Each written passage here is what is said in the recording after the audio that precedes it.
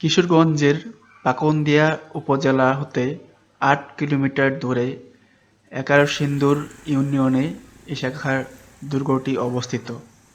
এটি মূল রাস্তা থেকে সামান্য একটু ভিতরে।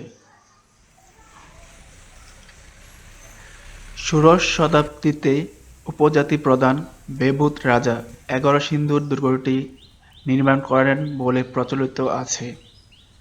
সুলতানি আমলের পর এগারোসিন্দুর এলাকাটি বেবুদ রাজার দখলে চলে যায়। বেবুদ রাজাকে পরাজিত করে ১২ ভূঁইয়া প্রধান ঈশা খাঁ দুর্গটি পুনরায় দখল করেন।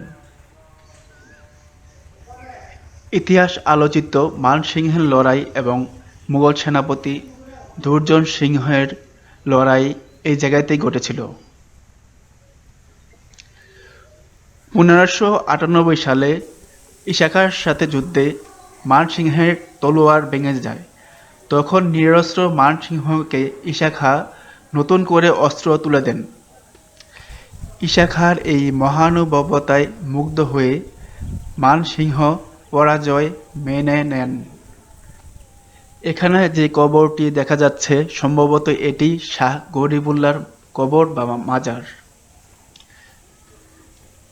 ১৮৯৭ সালের একটি ভূমিকম্পে এই দুর্গটি প্রায় ধ্বংস হয়ে যায়।